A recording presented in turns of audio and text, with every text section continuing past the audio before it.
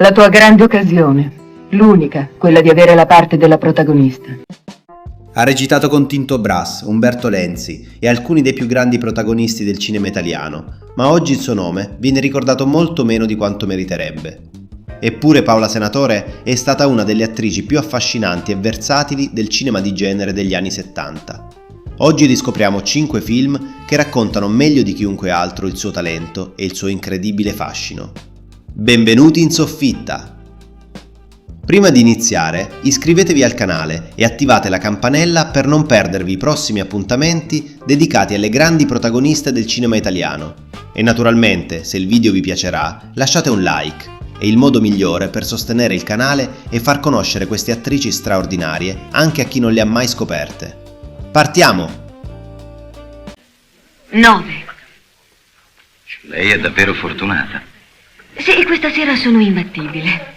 Allora accetterebbe qualsiasi tipo di scommessa? Caro Tess, lei mi fa arrossire. Non sapevo che i banchieri fossero dei tali Don Giovanni. Al quinto posto troviamo Maladonna, diretto da Bruno Gaburro nel 1984, è uno dei film che meglio valorizzano le qualità interpretative di Paola Senatore. Qui l'attrice è protagonista assoluta e dà vita a un personaggio intenso, combattuto tra desiderio, passione e sofferenza. Rispetto ai ruoli più leggeri della commedia sexy, Maladonna le offre l'occasione di mostrare un lato più maturo e drammatico, dimostrando di possedere non solo fascino e sensualità, ma anche una notevole capacità espressiva. È una pellicola meno conosciuta dal grande pubblico rispetto ad altri suoi lavori, ma rappresenta uno dei momenti più significativi della fase finale della sua carriera cinematografica. Sono capricciose, malate immaginarie, chiacchierone. E se la cosa può interessarla, alcune sono anche disponibili. Al quarto posto troviamo Il ginecologo della mutua, una delle commedie sexy italiane più ricordate della seconda metà degli anni 70. Qui Paola interpreta Pamela, entrando perfettamente in quel filone cinematografico che in quegli anni riempiva le sale con leggerezza, ironia e una buona dose di malizia. Il film gioca continuamente sugli equivoci e sulle situazioni paradossali, e Paola riesce a ritagliarsi uno spazio importante grazie alla sua spontaneità e a un'eleganza che la distingueva da molte colleghe. Era proprio questa combinazione di sensualità e naturalezza a renderla così apprezzato dal pubblico dell'epoca. Un po' lunga la visita, eh? È una visita complicata, richiede del tempo. Comunque dovrebbe aver quasi finito. Saliamo sul podio con L'assassino ha riservato 9 poltrone. Se amate il giallo all'italiana, questo è un titolo praticamente obbligatorio. Diretto da Giuseppe Bennati, è ambientato quasi interamente in un teatro abbandonato, trasformato in un luogo inquietante dove uno sconosciuto elimina i protagonisti uno dopo l'altro. Paola interpreta Linda Vant e contribuisce in maniera decisiva a creare quell'atmosfera fatta di mistero, tensione e continui colpi di scena. Il film è diventato negli anni un vero cult tra gli appassionati del thriller italiano, anche grazie alla fotografia suggestiva e alla capacità di costruire suspense fino all'ultimo minuto. Al secondo posto troviamo Mangiati vivi, diretto da Umberto Lenzi. Qui il tono cambia completamente.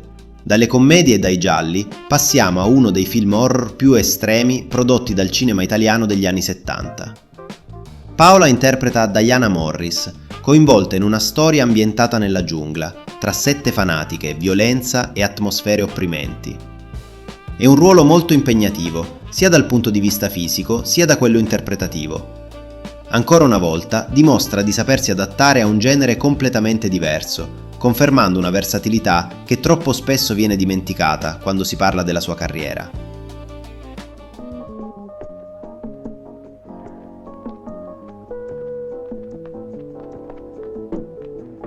A che piano va?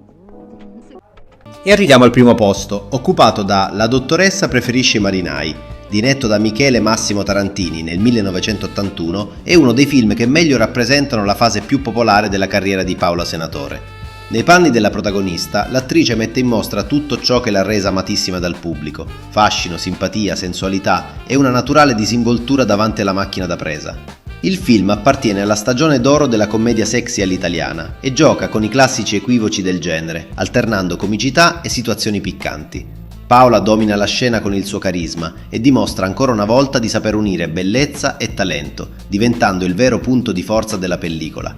Ancora oggi è uno dei titoli più ricordati dagli appassionati e uno di quelli che meglio raccontano il suo successo nel cinema italiano degli anni '80. Questa selezione dimostra quanto Paola Senatore sia stata molto più di un semplice simbolo di bellezza. Nel corso della sua carriera ha attraversato con disinvoltura commedia sexy, thriller, horror, cinema erotico e film drammatici, lavorando con registi importanti e lasciando un'impronta personale in ciascun ruolo. Il suo volto è diventato uno dei simboli di un'epoca irripetibile del nostro cinema, capace ancora oggi di conquistare nuovi appassionati e di incuriosire chi si avvicina per la prima volta al cinema di genere italiano. E adesso la parola passa a voi. Quale tra questi 5 film preferite? Oppure pensate che ce ne sia un altro che avrebbe meritato di entrare in classifica?